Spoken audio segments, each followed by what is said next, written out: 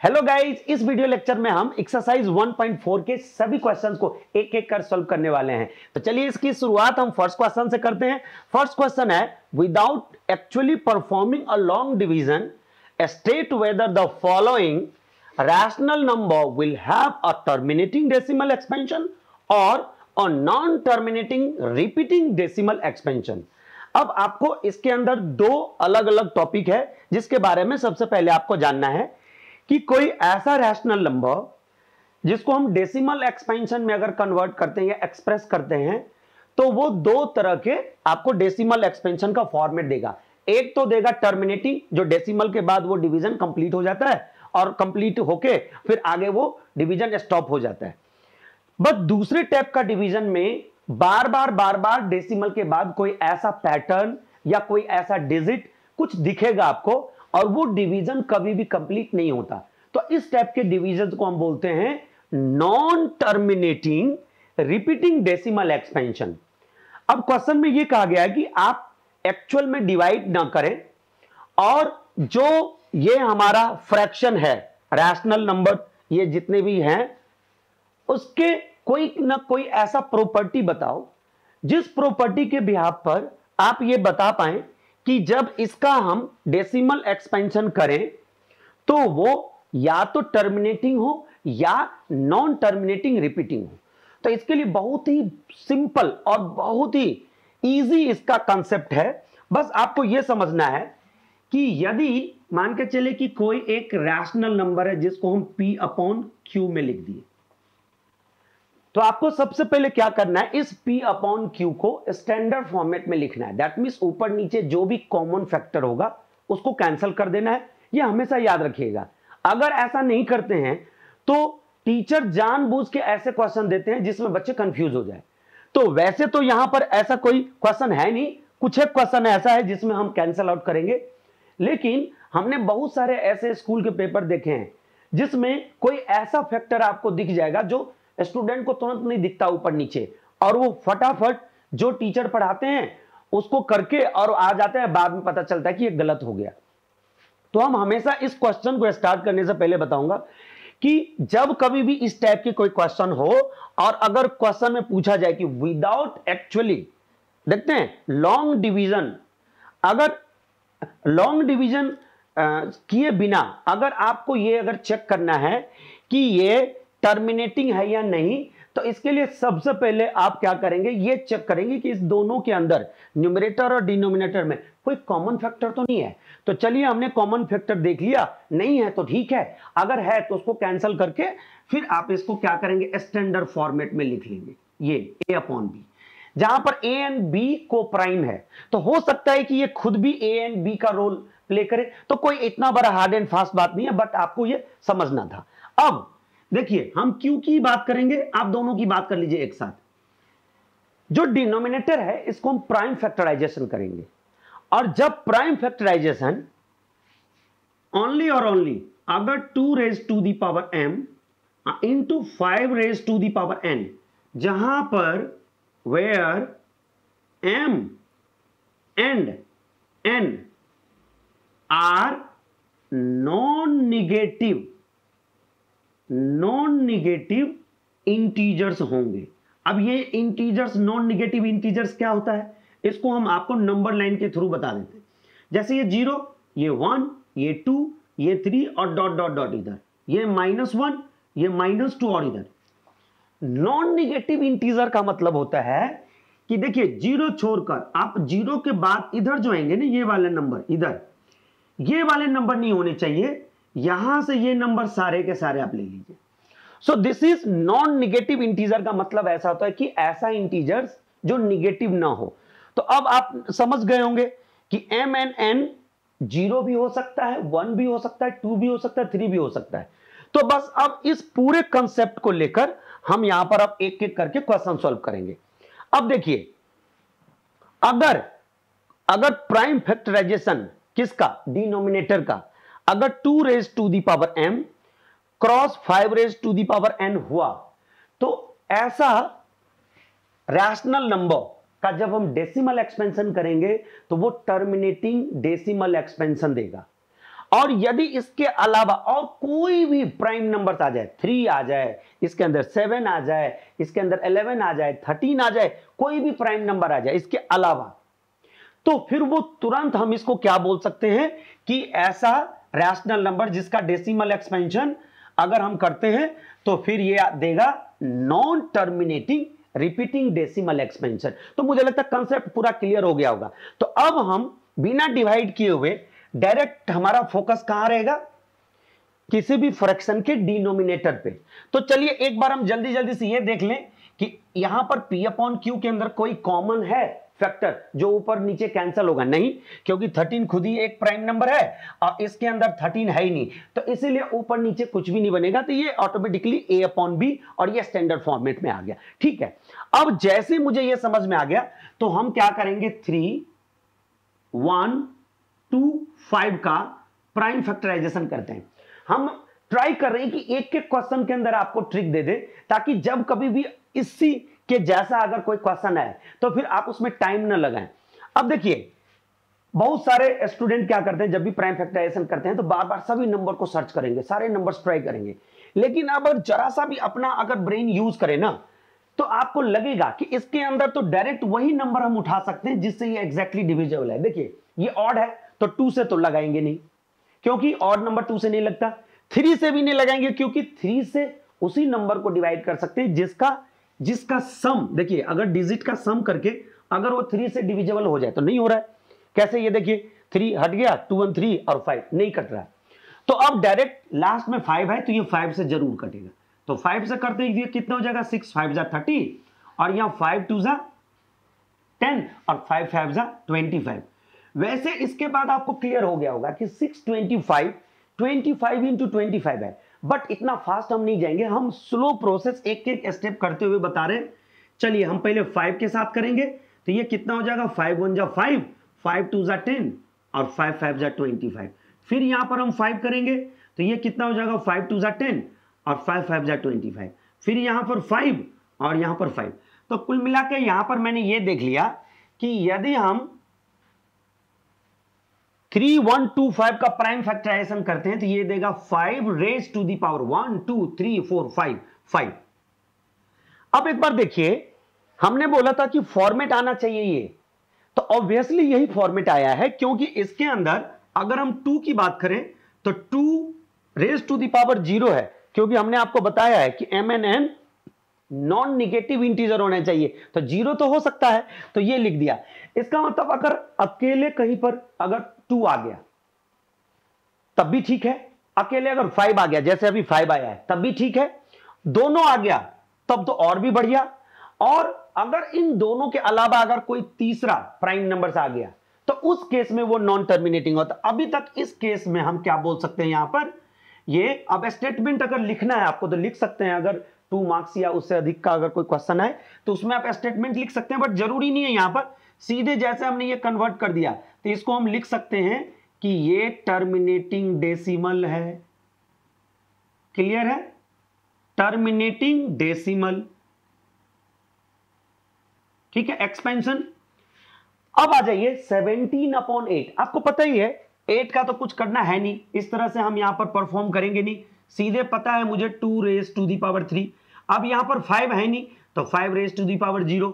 एक बात और याद रखिए, अगर किसी भी नंबर के ऊपर पावर अगर 0 है तो वो हमेशा 1 होता है, तो इसीलिए हम यहां पर नहीं कुछ था तो हम 5 रेज टू दी पावर 0 लिख दिए हैं। अब अगर नहीं भी लिखेंगे तब भी ठीक है। अब ऊपर 17 है, ऊपर नीचे तो वैसे भी नहीं कट रहा, तो हमने इसीलिए इसका जिक्र भी नहीं किया, तो ये डायरेक्ट क्या हो गया, फिर से वही टर्मिनेटिंग डेसिमल। क्लियर है, टर्मिनेटिंग डेसिमल हो गया। अब एक बार यहां देखते हैं, पहले तो ऊपर नीचे देखते हैं कि कुछ ऐसा नंबर है जो ऊपर नीचे कैंसिल होगा, तो मुझे नहीं दिख रहा है क्योंकि ये इवन नंबर है और इवन नंबर के अंदर ही इसके अंदर 2 का फैक्टर आगे जाता जा रहा है। इसके अंदर देखिए ये ऑड है और कुछ ऐसे भी नहीं है कि जो इस दोनों के अंदर कॉमन है, तो हमने सीधे यहां पर 64 लिख दिया। और 455 को अगर हम प्राइम फैक्टराइजेशन करें तो फिर से वही बात, 2 से लगाएंगे नहीं, 3 से लगेगा नहीं, क्योंकि इसका सम 3 से डिविजिबल है नहीं, तो हम डायरेक्ट अब 5 से लगा रहे हैं। अब 5 से कितना होगा, 9 और ये हो गया डायरेक्ट, और यहां पर अब हम 7 से लगाते हैं तो 13। तो इस तरह से देखिए यहां पर एक बात अब क्लियर हो गया, क्या कि ये 2 and 5 के अलावा कोई अदर प्राइम नंबर्स भी आ गया यहां पर। देखिए जैसे 3 है, 7 है और यहां पर 13 है, तो इसीलिए ये हो जाएगा हमारा नॉन टर्मिनेटिंग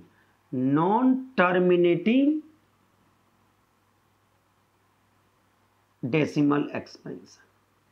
तो यहां तक बात क्लियर। इसी तरह से अगर हम इसको देखें, अब देखिए यहां पर हमारा नीचे 1600 है, ऊपर 15 है। जो बार बार मैं बोलते आ रहा था ना कि P/Q को आप सबसे पहले स्टैंडर्ड फॉर्मेट में लिखिए, तो यहां पर आप लिख लीजिए। वैसे अगर नहीं भी लिखेंगे तो हमारे आंसर पर कोई फर्क नहीं पड़ेगा, क्योंकि ऊपर नीचे जो कटेगा वो एक एक्स्ट्रा है। तो अब यहां पर लेकिन फिर भी मैं इसको कैंसिल करके लिख लेता हूं। अब देखिए ऊपर है हमारा 15, तो इसको लिखेंगे हम 5 into 3, ठीक, तो ये हो गया 15। और नीचे अगर हम इसको 5 से डिवाइड करें तो देखिए 5 3 जा 15, 5 2 जा 10, तो इस तरह से ये हमारा आंसर आ गया। अब into 5 लिख सकते हैं यहां पर। अब ये 5 आप कैंसिल कर दीजिए, ठीक। अब फाइनल जो हमारा आंसर आया ये आया 320। अब 320 थोड़ा सा सिंपल हो गया फैक्टराइज करने के लिए। अब मैं यहां पर आपको एक ट्रिक बताता हूं। ट्रिक क्या है, जब भी एंड में 0 दिखे ना तो आप एकदम बिल्कुल कंफर्टेबल हो जाए। 5 2 जा 10 लिख लीजिए। अगर 100 होता तो हम क्या लिखते, 2 स्क्वायर इंटू 5 स्क्वायर, 25 4 जा 100। तो इस तरह से अगर 1000 भी होगा तो हम ऐसे हैंडल करेंगे। बच्चे में 32 है तो 32 देखिए 2 2 जा 4, 2 जा 8, 2 जा 16, 2 जा 34, तो ये हो गया 2 raised to the power 5। तो ये टोटल हो गया 2 raised to the power 6 into 5। इस तरह से हम डायरेक्ट यहां लिख सकते हैं 3/2 raised to the power 6 into 5। नहीं कुछ है पावर तो 1। अब ये तो एग्जैक्ट इस फॉर्मेट में आ गया, तो यहां पर तो हम कुछ आगे कुछ सोचेंगे भी नहीं, स्टैंडर्ड फॉर्मेट में हमने पहले से कर लिया था। अब इसका मतलब ये डायरेक्ट क्या हो गया, टर्मिनेटिंग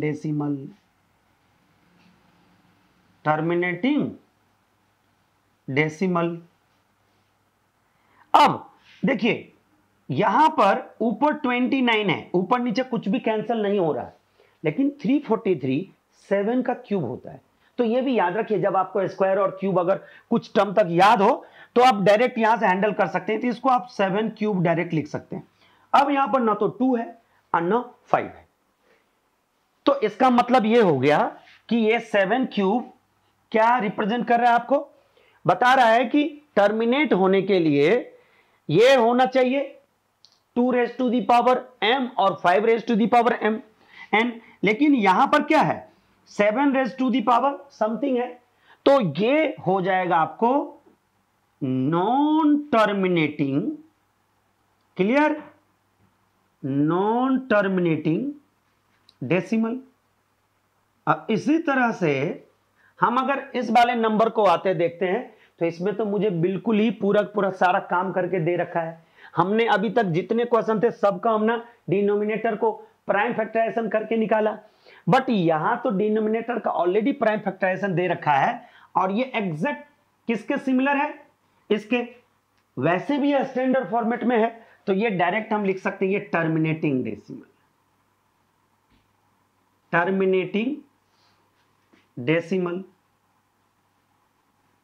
अब यहां पर देखिए एक बार आप देखिए कि 2 और 5 से तो मुझे कोई दिक्कत है नहीं, लेकिन अगर 7 raised to the power 5 है, वैसे ये बहुत ही बड़ी नंबर्स हैं ये वाली 2 raised to the power 5। अगर कुछ कट रहा भी हो इससे, एक बार काट के देखते हैं, 7 से ये कट रहा है तो 7 1 जा 7 और फिर उसमें 5 आया और 5 के आगे 9 तो 59, 7 7 जा 49 होता है। तो ये 7 से भी नहीं कट रहा है, तो exactly on the behalf of this factorisation हम इसको बोल सकते हैं कि ये क्या है, नॉन टर्मिनेटिंग। तो कभी कभी आपके लिए बहुत ही आसान हो जाता है नॉन टर्मिनेटिंग डेसिमल। ऐसा क्वेश्चन दे दे तो आप डायरेक्ट कर सकते हैं। यहां पर एक बात, इसको स्टैंडर्ड फॉर्मेट में लिख लीजिए, 3 2 जा 6 और 5 3 जा 15, तो ये हो गया 2/5। हमने 3 3 कैंसिल कर दिया।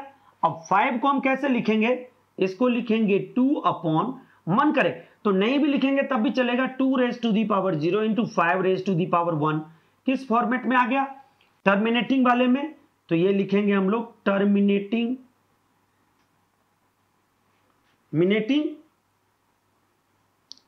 डेसिमल।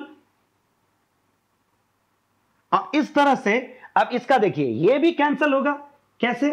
यहां से कैंसिल हो गया, 7 5 जा 10 5 जा, हमने 5 से कैंसिल कर दिया इसको, दोनों में जो 5 कॉमन फैक्टर था ये हमने हटा दिया, और यहां पर आ गया 10। आपको पता ही है 10 को हम कैसे लिखते हैं, 7/2 इंटू 5, दोनों पर 1 1 पावर है, तो इसीलिए ये भी टर्मिनेटिंग हो गया, टर्मिनेटिंग डेसिमल। इस तरह से अब हमारे पास आखिरी जो नंबर है इसमें देखिए ये भी 7 से हम अगर कैंसिल कर देते हैं तो ऊपर बचेगा 11 और नीचे कितना 7 3 जा 21। हमने 0 को नहीं टारगेट पे रखा, हमने 21 को टारगेट पे रखा। 21 में 7 कॉमन है और ये फैक्टर है एक जिसको हमने ऊपर वाले से कैंसिल कर दिया, और ये हमारा जो फाइनल स्टैंडर्ड फॉर्मेट में आ गया वो 11/30। ऑब्वियसली इसको हम कैसे लिखेंगे, 11/2 इंटू 5, 10 इंटू 1 करे तो 3, वैसे 2 इंटू 3 इंटू 5 भी लिख सकते थे, मल्टीप्लाई करके चेक कर लीजिए 30 हो रहा है, 5 2 जा 10 3 जा 30, क्योंकि हमने इस टाइप से इसका फैक्टराइजेशन किया था। ये 1 ये 1 ये 1। अब देखिए 2 एंड 5 तो है, लेकिन डिनोमिनेटर के अंदर 3 भी एक प्राइम नंबर है जो एक्स्ट्रा है, और due to the presence of 3 हम इसको क्या बोल सकते हैं, ये नॉन टर्मिनेटिंग है। क्लियर है? ये नॉन टर्मिनेटिंग डेसिमल है, ये नॉन टर्मिनेटिंग डेसिमल है। तो इस तरह से देखिए कितना सिंपल तरीके से हमने इस फर्स्ट क्वेश्चन को हैंडल कर लिया, कुछ हमने ट्रिक्स भी बताए। और देखिए सेकंड क्वेश्चन में कह रहा है कि इसके अंदर जो जो नंबर टर्मिनेटिंग डेसिमल है उसको जब हम एक्चुअल में डेसिमल फॉर्मेट में लिखेंगे तो वो एक्चुअल में कहां पर जाकर के वो रिपीटेशन स्टार्ट करेगा। तो अब सेकंड क्वेश्चन भी मैं इसी के बिहाफ पर करूंगा, तो चलते अभी हम डायरेक्ट सेकंड क्वेश्चन पर। सेकंड क्वेश्चन है write down the decimal expansion which have terminating decimal expansion. Actual में ये फर्स्ट क्वेश्चन ही है, आपके एनसीईआरटी के अंदर ये मेंशन किया गया है कि जो जितने भी हमने ये जो 10 के 10 पार्ट्स है फर्स्ट क्वेश्चन में, इसमें उन सभी क्वेश्चन का जो इन सभी पार्ट्स का जिसका डेसिमल एक्सपेंशन टर्मिनेटिंग होगा उसका एक्चुअल में क्या डिजिट होगा, क्या डेसिमल एक्सपेंशन होगा, वो लिखना है। तो इसीलिए हमने ये क्वेश्चन एज इट इज रहने दिया है, बस इसका हमने राइट साइड को इरेज कर दिया है। अब इसके आगे हमने ये मार्क कर दिया है कि जो जो टर्मिनेटिंग है और जो जो नॉन टर्मिनेटिंग है। तो अब देखिए हमारा फर्स्ट टर्मिनेटिंग है, सेकेंड टर्मिनेटिंग है, इसके बाद फोर्थ टर्मिनेटिंग है, इसके बाद फिर हमारा 6th टर्मिनेटिंग है, फिर 8th टर्मिनेटिंग है और 9th टर्मिनेटिंग है, और बचे हुए हमारे नॉन टर्मिनेटिंग है। तो सबसे पहले जो टर्मिनेटिंग है इसको हम देखते हैं कि ये डेसिमल के बाद कितने डिजिट के बाद ये टर्मिनेट हो जाता है, दैट मींस ये डिवीजन कंप्लीट हो जाता है। तो यहां पर डिनोमिनेटर है हमारा 3 1 2 5। इसके अंदर हम कोई लॉजिक नहीं लगाएंगे, ना कोई ट्रिक काम करेगा, क्योंकि डिनोमिनेटर बहुत ही लार्जर है, तो इसीलिए नॉर्मल हम इसमें डिवीजन लगाते हैं। इसके साथ साथ आपको इसके अंदर कुछ रूल्स है वो भी समझने को मिलेगा, और बहुत सारे स्टूडेंट यहीं पर कंफ्यूज हो जाता है कि डेसिमल कितने प्लेस के बाद डलता है, और टीचर इतने ही मौका के तलाश में रहता है कि आपने जैसे डेसिमल आगे पीछे किया आपके क्वेश्चन को रॉन्ग कर देगा। तो अब देखिए अच्छे से ध्यान से देखिएगा कि सबसे पहले तो 13 इससे कम है, तो इसके लिए जो रूल है वो ये है कि एक 0 आपने डाल दिया, और जब 0 डालते हैं तो उसी टाइम पर आपको डेसिमल डालना पड़ेगा। डेसिमल से पहले 0 डालना एक हमारा एक पैटर्न है, एक रूल है, आप डालिए तो ठीक है। उससे क्या होता है कि डेसिमल का एग्जिस्टेंस रहता है, आपको पता रहता है कि हमने डेसिमल डाल रखा है, नहीं तो कभी कभी डेसिमल भी गायब हो जाता है। हमने डेसिमल डाला तो 0 डाला, लेकिन स्टिल अभी भी ये इससे छोटा है। तो अब रूल ये है कि जब आप एक और 0 डालते हैं डेसिमल के बाद, क्योंकि डेसिमल के बदले एक 0 डलता है, और स्टिल अभी भी ये अगर छोटा हो तो जब हम 0 डालते हैं तो उसके बदले एक 0 यहां पर आपको डेसिमल के बाद डालना पड़ेगा। यहां तक तो सब ठीक है। तो अब देखिए यहां पर हो गया 1300 और इधर हो गया 3125, स्टिल लेस है। तो अभी एक और जीरो डलेगा और जीरो डालने के बाद यहां पर भी जीरो डलेगा। तो ये हमारा अब जाकर ये कंप्लीट हो गया प्रोसीजर कि अब हम यहां पर डिवीजन का अगला वाला स्टेप यूज कर सकते हैं, क्योंकि ये अब हमारा इससे बड़ा हो गया। अब देखिए सबसे पहले एक टारगेट करते हैं कि अब ये इसमें नहीं पहले 1 से लगाएं 2 से लगाएं, ऐसा नहीं। आप यहां पर भी एक ट्रिक डेवलप करिए, हमेशा ये ट्राई करिए कि देखिए पीछे वाले नंबर इससे लमसम कितने आगे हैं। तो मुझे दिख रहा है कि 4 3 जा 12, तो अगर हम डायरेक्ट 4 से लगाते हैं इसमें तो ये लमसम इसके आगे हो जाएगा। अगर मैं 5 से लगाऊंगा तो ये 15 हो जाएगा, ये 13 है। तो अब मुझे एक बात तो समझ में आ गया कि 4 से ही लगेगा, तो डायरेक्ट लगाते हैं 4 से। तो 5 4 जा 20, हमने 4 से लगा दिया यहां, ठीक। यहां पर थोड़ा सा मिटा के आगे कर देते हैं इसको, ये 4 हो गया। तो 5 4 जा 20, फिर 4 से लगेंगे, 4 2 जा 8 और 2 10, फिर 4 1 जा 4 और 1 5 और 4 3 जा 12, एग्जैक्ट यहां पर हमारा लग गया और बिल्कुल थोड़ा सा ही कम रह गया। अब यहां से जब माइनस करेंगे तो ये 0 ये 0 ये 5 और ये तो पूरा ही कैंसिल हो जाएगा। अब चूंकि डेसिमल हमने डाल रखा है पहले से ही, तो डेसिमल डाले हुए नंबर का जब हम आगे डिवीजन करते हैं तो ईच एंड एवरी स्टेप में 1 0 हम ऐड कर सकते हैं। तो एक 0 हमने यहां ऐड कर दिया, ये स्टिल इसके लमसम बराबर है। तो डायरेक्ट हम किससे लगाएंगे, 1 से लगा देंगे।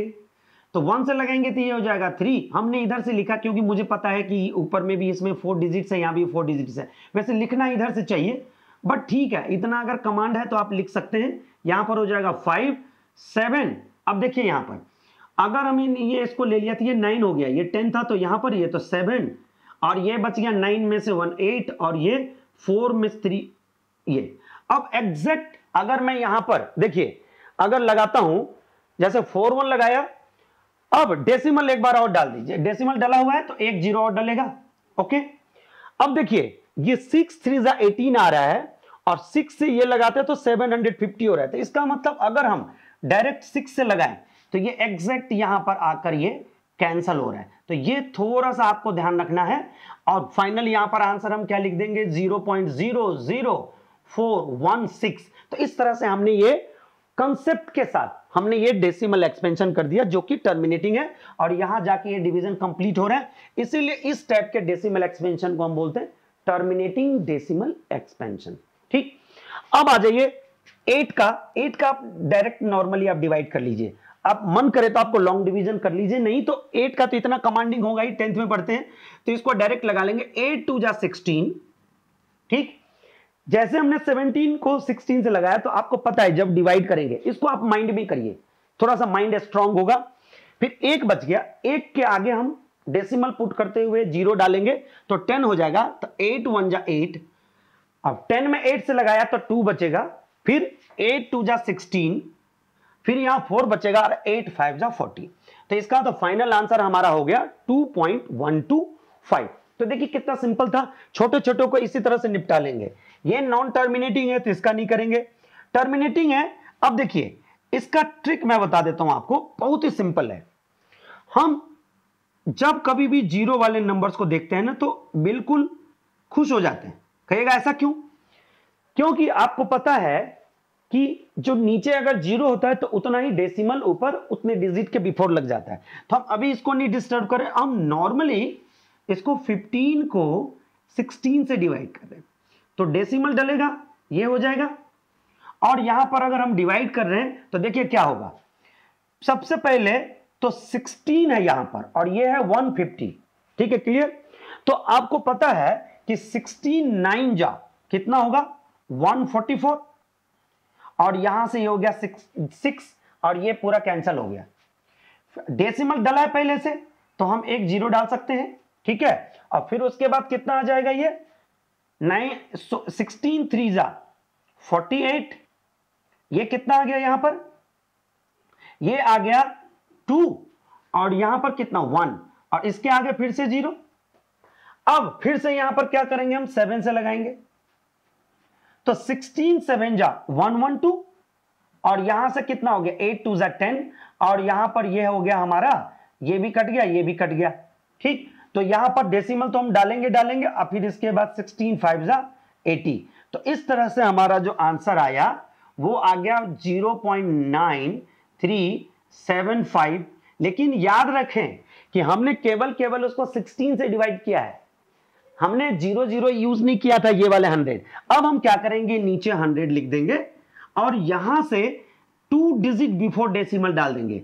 तो डेसिमल तो यहां है, 2 डिजिट कहां से लेंगे, तो हम सबसे पहले 2 डिजिट ऐसे डाल के फिर डेसिमल डाल के और फिर ये एज इट इज ये नंबर लिख देंगे। तो ये आपका फाइनल आंसर हुआ। तो देखिए जरा सा भी आप अगर ट्रिक अप्लाई करते हैं तो आपका मैथमेटिक्स बहुत ही सिंपल हो जाता है, आप ईच एंड एवरी क्वेश्चन में एंजॉय करने लग जाते हैं। अमीन ये भी नॉन टर्मिनेटिंग है तो इसको हटा दीजिए। फिर से वही बात मैं यहां पर भी ट्रिक अप्लाई करूंगा। देखिए हमारा ये टारगेट रहता है कि अगर डिनोमिनेटर के अंदर 0 आ रहा है तो सबसे पहले 0 कन्वर्ट करेंगे, 25 और 4 जा 100 और इंटू 2 बच गया। एक बार चेक कर लीजिए, आपको समझ में आ जाएगा। और ये 23 है। आप सोच ही नहीं सकते कि ये क्वेश्चन इतना आसान हो सकता है। अब यहां पर मेरा टारगेट शायद आप समझ गए होंगे, अगर आपने ध्यान से अगर इस क्वेश्चन को फोर्थ वाले क्वेश्चन को देखा होगा तो आप इसमें भी समझ गए होंगे। अब मैं क्या करूंगा, rather dividing the huge number we just divide by 2। 100 से नहीं करेंगे, 100 को बाद में फिर डेसिमल शिफ्टिंग कर देंगे। तो यहां से अगर करेंगे तो आपको पता ही है, पहले तो आप नीचे 100 लिख लीजिए और इसको जब डिवाइड करेंगे, इस बार तो हम लॉन्ग डिवीजन भी नहीं कर रहे क्योंकि 2 से डिवीजन आता है मुझे। तो कितना हो जाएगा, सबसे पहले तो 1, फिर उसके बाद 1, अब डेसिमल डलेगा और ये होगा 5। देखिए कितना सिंपल हो गया। अगर कभी डाउट हो ना कि 2 से डिवाइड करना ये गलत है कि सही है, तो एक बार मल्टीप्लाई करके देख लीजिए, यही आएगा। 5 2 जा 10, 2 1 जा 2 1 3 और 2 1 जा 2, तो इसका मतलब 23 हो गया। 11.5 को 2 से मल्टीप्लाई करेंगे तो अब फाइनल आपको पता है ये 2 डिजिट बिफोर डेसिमल डालेंगे, तो इस बार तो डिजिट है ही, तो ये डेसिमल शिफ्ट होके कहां चला जाएगा, इधर। तो ये आपका फाइनल आंसर रहा। ये नॉन टर्मिनेटिंग है, नहीं करेंगे। 5 नीचे है, आपको लगता है कि हम 5 से डिवाइड करेंगे 2 को, वैसे बहुत आसान है, लेकिन ट्रिक के अंदर अगर ट्रिक हो ना तो फिर आपको लगेगा कि ईच एंड एवरी क्वेश्चन करते करते आपका एनर्जी और इंक्रीज हो रहा है और आप इंजॉय कर पा रहे हैं मैथ्स को। तो अब मैं यहां पर एक ट्रिक डेवलप किया हूं, कैसे, ये देखिए। जब भी 5 दिखे या 2 दिखे नीचे, वैसे तो हमने यहां पर भी ऊपर नीचे 5 से मल्टीप्लाई कर सकते थे, बट चूंकि पीछे 100 पहले से था तो हम ज्यादा ट्रिक इसमें अप्लाई नहीं कर सकते थे, बट नॉर्मली डिवाइड किया। लेकिन यहां पर भी ट्रिक था, बट यहां पर देखिए हमने ये लगा दिया। ट्रिक क्या था कि जब नीचे 5 हो तो ऊपर नीचे 2 से मल्टीप्लाई कर दीजिए। मैथमेटिक्स में कुछ चेंजेस भी नहीं हुआ और नीचे 10 हो गया। और आपको पता है कि ऐसे नंबर को डेसिमल में कन्वर्ट करना कितना आसान होता है। अगर यहां 2 होता तो हम 5 से ऊपर नीचे कर लेते, ऊपर मल्टीप्लाई करके लिख देते और 1 डिजिट बिफोर डेसिमल प्लेस कर देते, या इसको तो कुछ करना ही नहीं। तो इस तरह से हमारा ये आंसर है, ये नॉन टर्मिनेटिंग है।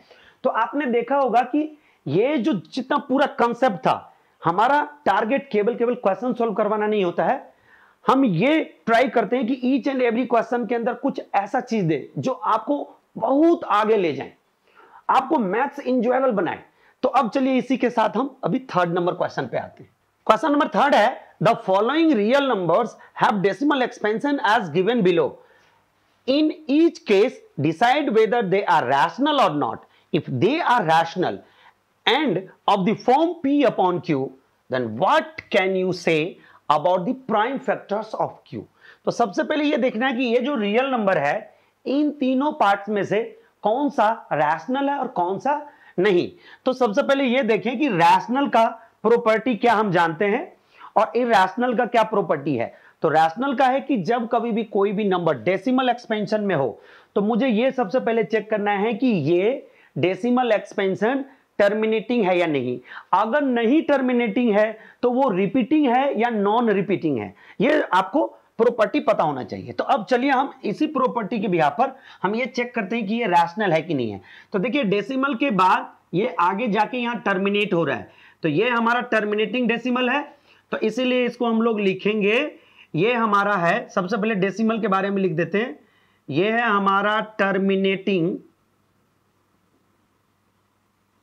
डेसिमल। और टर्मिनेटिंग डेसिमल है तो इसीलिए इसको हम लोग बोलते हैं, ये है हमारा रैशनल।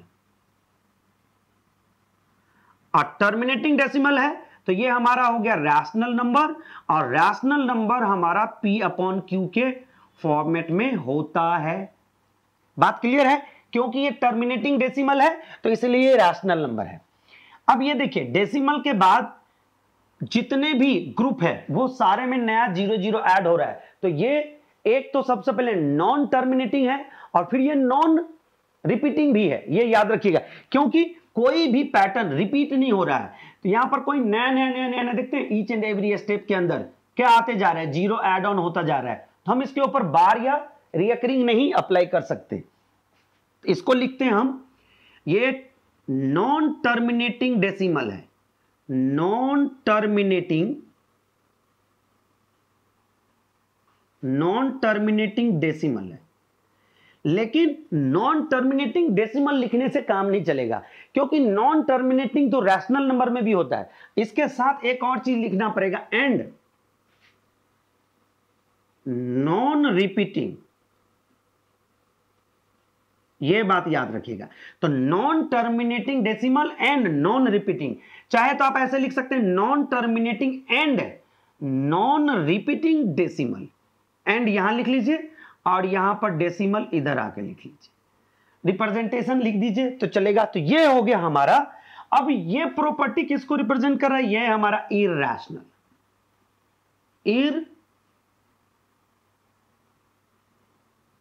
इरैशनल। और इरैशनल को हम P अपॉन Q के फॉर्म में नहीं लिख सकते, so they can not be written as in the form of P upon Q। यहां पर Q does not equal to 0 लिख लीजिए, कोई बात नहीं है, बट यहां डज नॉट इक्वल टू लिख दिया, या फिर हम इसको कैन नॉट राइट, मन करे तो ये ऑप्शनल है, आपके पास लिखिए या नहीं लिखिए। चलिए आ जाइए हम थर्ड पार्ट पे देखते हैं। थर्ड पार्ट में है, देखिए पॉइंट, अब एग्जैक्टली अगर आप देखिएगा तो ये दोनों ही क्वेश्चन सेम दिख रहा होगा, बट इसके ऊपर डेसिमल के बाद में हमने बार अप्लाई कर दिया है। ये क्या रिप्रेजेंट करता है, ये रिप्रेजेंट करता है कि ये पार्ट बार बार हम इसको लिख सकते हैं। तो इसका मतलब इसका जो डेसिमल एक्सपेंशन है ये है नॉन टर्मिनेटिंग, लेकिन यही बात हमने बोला था कि नॉन टर्मिनेटिंग लिखने से काम नहीं चलेगा, क्योंकि ये तो यहां भी लिखा था। अब यहां पर लिखेंगे नॉन टर्मिनेटिंग एंड रिपीटिंग, बस यही बात है, इतना ही छोटा सा डिफरेंस है जो रैशनल और इरैशनल को in case of non terminating में डिफरेंशिएट करता है। तो ये हो गया यहां पर डेसिमल, रिपीटिंग, डेसिमल रिप्रेजेंटेशन। अब चूंकि ये भी क्या हो गया, रैशनल नंबर, रैशनल। अब रैशनल नंबर को हम कैसे लिख सकते हैं, ये भी P upon Q, where Q does not equal to 0। अब क्वेश्चन में ये लिखा है कि आपने तो ये आइडेंटिफाई कर लिया कि ये रैशनल है और इरैशनल है। रैशनल क्यों है और इरैशनल क्यों है? अब यदि ये रैशनल है तो जो P अपॉन Q के अंदर Q है उसका नेचर क्या होगा, इसका प्राइम फैक्टराइजेशन क्या होगा, लिखा है ना, what can you say about the prime factorisation. तो देखिए आपको कुछ ज्यादा नहीं लिखना है, सीधे लिख देंगे हियर, इस केस में prime factorisation of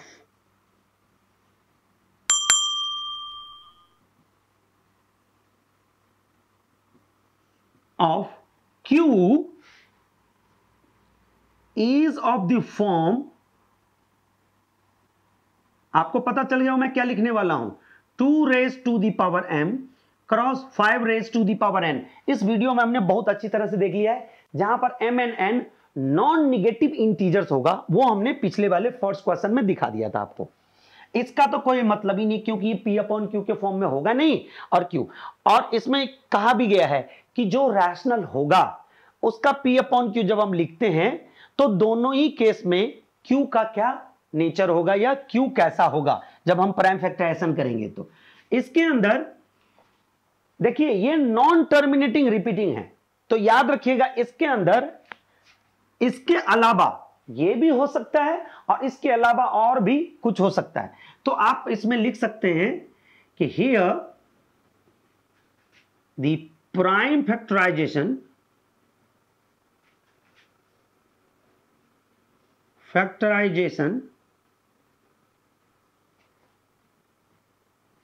is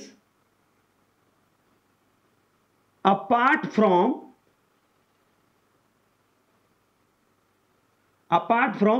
2 raised to the power m and 5 raised to the power n, ऐसा हो सकता है। मतलब इसके अंदर इसके अलावा और भी कुछ हो सकता है, जैसे 3 raise to the power something, उसके बाद 7 raise to the power something.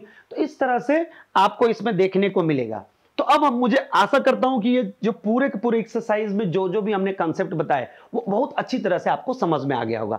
तो इस वीडियो में इतना ही। इस तरह से हमने इस पूरे चैप्टर का सॉल्यूशन आपको दे दिया है। तो इस तरह का वीडियो अगर लाइक करते हैं या आपको ये अच्छी लगी हो तो प्लीज हमारे चैनल को जरूर से सब्सक्राइब कर लीजिए, क्योंकि अभी हम इस पूरे कोर्स का वीडियो 1 to 1 करके अपलोड करने वाले हैं। तो thank you for watching, bye bye.